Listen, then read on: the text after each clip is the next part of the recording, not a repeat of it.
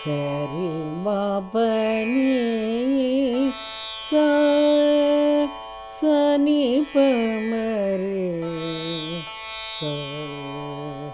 सरि मपनि सा सनि पमरे सा मङ्गलं यादवेन्द्राय महनीय गुणाब्धये वसुदेव तनूजाय वासुदेवाय मङ्गलम् मङ्गलं यादवेन्द्राय महनीय गुणाब्धये वसुदेवतनूजाय वासुदेवाय मङ्गलम् किरीटकुण्डलभ्राज दलकैर्यन्मुखश्रिये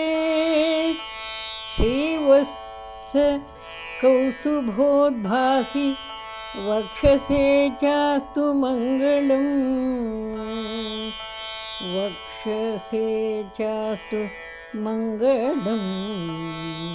नीलाम्बुदनिकाशाय नीलाम्बुदनिकाशाय नीलाम्बुदनिकाशाय विद्युत्सदृशवासने देववसुदेवाभ्यां संस्तुतायास्तु मङ्गलम् ताभ्यां सम्प्रार्थितायात्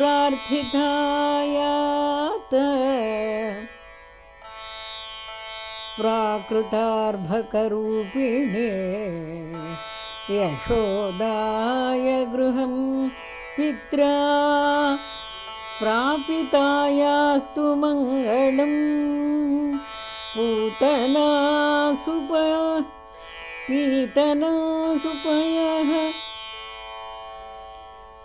पूतनासुपयः पानपेशलायासुरारिणे शकटासुरविध्वंसि पादपद्माय मङ्गलम् यशोदालोकिते स्वास्ये विश्वरूपप्रदर्शिने मायामानुषरूपाय माधवायास्तु मङ्गलम् तृणावर्तदनूजासु हारिणे शुभकारिणे वत्सासुरप्रभेत्रे च वत्सपालाय मङ्गलम् दामोदराय वीराय यमलार्जुनपातिने धात्राहृतानां वत्सानां रूपधर्तेस्तु मङ्गलम् ब्रह्मस्तुताय कृष्णाय कालीयफणनृत्यते दावाग्निरक्षिताशेष गोपालाय दावाग्निरक्षिताशेष गोपालाय मङ्गलम् गोवर्धनाचलोद्धर्त्रे गोपी क्रीडाभिलाषिणे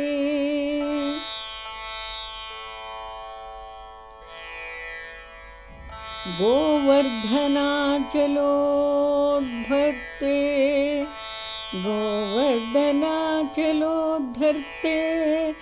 गोपी क्रीडाभिलाषिने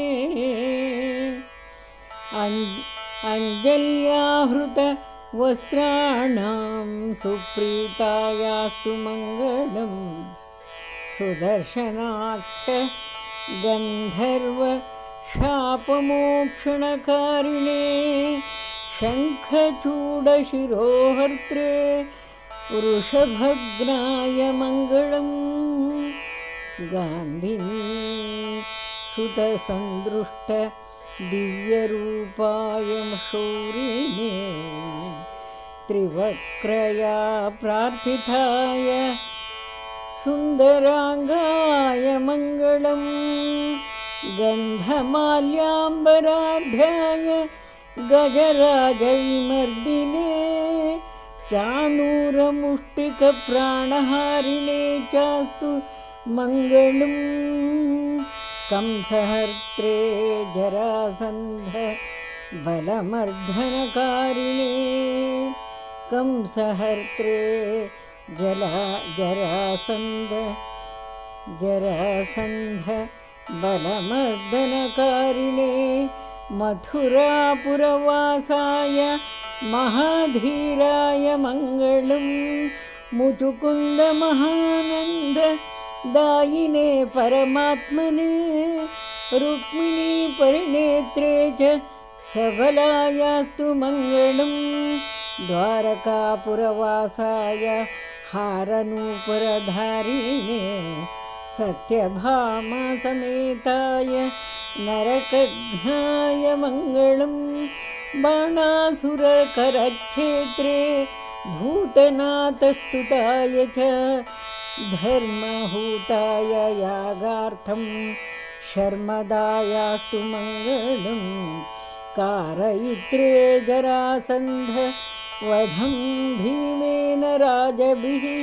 मुक्तैः सुताय तत्पुत्रराज्यदायास्तु मङ्गलम् चैद्यतेजोपहर्त्रे च पाण्डवप्रियकारिणे कुचेलाय महाभाग्यदायिने तेस्तु मङ्गलम् देव्यष्टकसमेताय पुत्रपौत्रायुताय च षोडशस्त्रीसहस्रैस्तु संयुतायास्तु मङ्गलम् यः शिष्टरक्षणपरः करुणाम्बुराशिः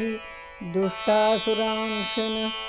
प्रतीन् विनिगृह्य शूरान् कष्टान् दशाम् अपनुदन्तरसा पृथिव्याः पुष्टिं ददातु स हरिः कुलदैवतं नः इति श्रीकृष्णमङ्गलम् सम्पूर्णम् इति श्रीकृष्णमङ्गलं सम्पूर्णम् सन्मङ्गलानि भवन्तु श्रीकृष्णार्पणमस्तु।